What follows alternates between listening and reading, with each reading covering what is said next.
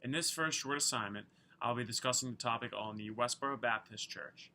I will be explaining to you why I believe that the pastor from the Westboro Baptist Church story is both immoral and also displays some egotistic values. In a CNN article featuring Nate Phelps, who is the son of Fred Phelps, the pastor of the Westboro Baptist Church, he shares what his childhood was like living with his father and his family, but also shares why he believes that his father, who is the pastor, is very evil.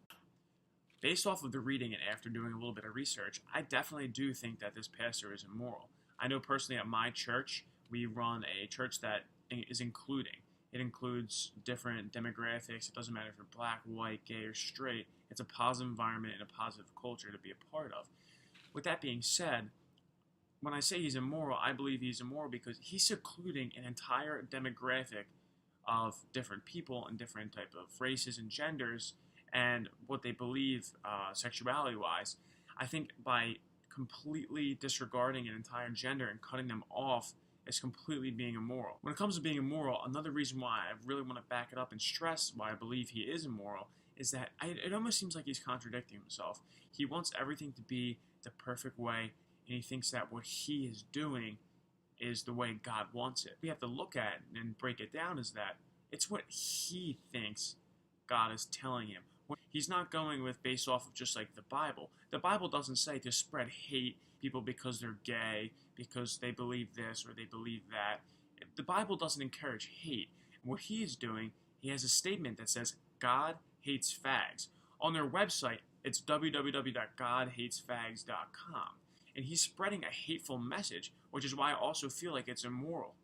The article by CNN, Nate Phelps, his son, shares why he believes his father is evil. And one of the biggest things that caught my attention and caught my surprise was the fact that he said that his father would beat his family and beat his mother as well.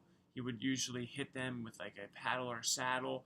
And one of the things that kind of struck my mind was that in the article, he specifically mentioned that there's a difference between disciplining and then hurting and trying to inflict pain. And that's what he said that his father was doing. I think what this guy has going for him and his beliefs is immoral. The way he expresses it and goes about it, it almost seems kind of fake to me, and he's almost using it as like a scapegoat and like a fake passageway on like him worrying about himself. And I feel like he's just too concerned about himself because at the end of the day, if you break it down and look at it this way, it almost just seems like he's making it seem like God's telling me this, God's saying I have to do this, and he is totally disregarding what any other religions, races, or cultures or ethnicities have to say or think. I am Catholic, and I know that when I go to the Bible, they never ever say anything about expressing hate towards any groups. And I think another thing too is that he's totally disregarding every other religion. But for the majority of the country, everyone kind of just respects it. Like, if you're Muslim, all right, I respect that. You do you. I'm not going to tell you how to live your life and do this and that. But what this guy is saying is that he totally believes that if you aren't doing what this church and he thinks God is telling him to do, you are doomed and you are going to hell. And that's why he also thinks America is doomed. If you don't believe that God hates fags and all this type of stuff, you're going to hell.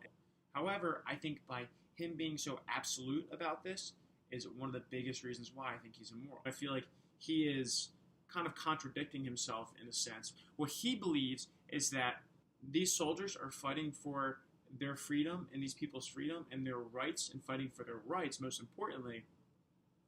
And that's why he's doing this to say, we're doomed, we're going to hell, because these soldiers are not going along with what he believes God is telling him. However, it's freedom of speech. So what I don't understand is, why are you doing it? Like, you're contradicting yourself here, boss. Like, the thing is how could you do that and be pissed off that these people are trying to fight for freedom, yet you're using the freedom that these soldiers are fighting for to express your feelings. The fact that he's expressing hate towards these soldiers for fighting for the freedoms of the people that are gay, African Americans, and other religions in today's society, these soldiers are fighting for those people's freedom. However, it's not just those people. He's fighting for the priest of the Westboro Baptist Church's freedom. That, in particular, is very immoral. One of the kids in our class actually brought it up. He's biting the hand that feeds, and that's something that I really want to stress on. There's always going to be people out there like him, like the pastor and his supporters and his followers, expressing why they believe what he's doing is moral. Options and things that they could bring up to that is they may honestly believe he is moral because he's trying to protect us from entering the gates of hell. He thinks that God is expressing this message, and he knows that he can help save us from entering hell. I think that is an argument that people could make. However, do I disagree with that? Absolutely. What he believes is that he's protecting us through this, that he thinks he's saving us from entering hell. However, I'm going to have to disagree with that because if I practice my faith and I express good faith, I will enter heaven.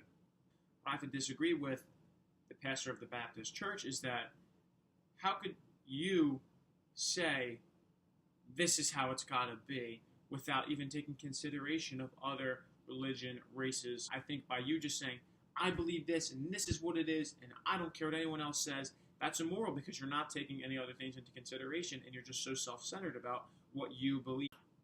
However, to counter-argument the beliefs that this could be moral about him saving everybody from entering hell, I have to say, where is your proof on this? Where are you pulling this information from? Where is your history on this? Is God telling you this and how you feel and what you believe? Or is this something that you have actual proven statistics, knowing that if everyone joins in and says, hey, God hates fags, is that definitely going to be the reason why you're entering heaven? Or is the stuff you do on this earth by doing good deeds, practicing good faith, being caring, and not hating anyone or anything based off their religion, race, culture, ethnicity, nationality, anything? I just want to know where his proof is that him saying, because God hates fags, we have to hate gay people. Because we hate on them, that means ours is the dominant one and we are going to heaven.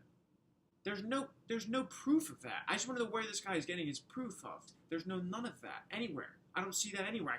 Or to counter-argue the fact that what he thinks he's doing and his supporters and followers believe that he is doing is saving everybody from entering hell.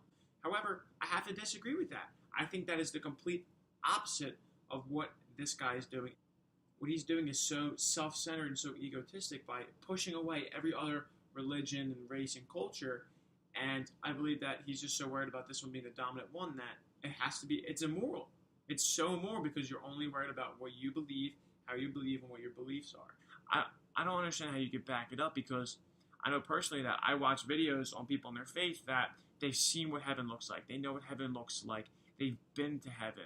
They've died and they've came back and they've been to heaven. They've seen it and it's beautiful. But right after that, I don't see anything about them saying that I hate fags, I hate gay people. I don't see that anywhere alongside with those documents and those papers. I mean, there's books written out there. Nowhere in that book do they say, I'm part of the Westboro Baptist Church and I believe that I hate fags. That's why I entered heaven and I saw heaven. I believe that he thinks that this is the only way, that this is how you can enter heaven, and it's the only way you can save yourselves and save your soul. And if you don't, you are going to hell. And I think he's wrong for that. It almost seems like he's just trying so hard to impress God, and he thinks that by doing this, this is going to be my gateway and what enters me into heaven. And that's what I think this is really all about. I feel like he's just using them as, hey God, look at me, look what I'm doing. I'm trying to make sure everyone is this and what you say and how you feel, and I'm going to use this to impress you to make sure that I have a spot safe in heaven. And that's why I think he's egotistic and immoral. Remember when we were sitting in class thinking about this, I was hesitant to raise my hand about it, but maybe he is gay. Maybe he is exactly what he is afraid of being. I think that maybe perhaps if you look at it from this perspective is, let's say maybe he's gay. Maybe he believes that so strongly that I'm so disappointed in myself that I'm gay that I'm going to make sure life is miserable for people that are gay. And that's why I think that by me counterattacking the fact that I know I'm gay and him saying, well, you know what? I have to hate gay people now because maybe God will sacrifice me and I will be going to heaven. And he'll pardon me and he'll allow me to go to heaven because that's where I want to go. I think that's another way to look at this situation. I think it's a pretty interesting twist.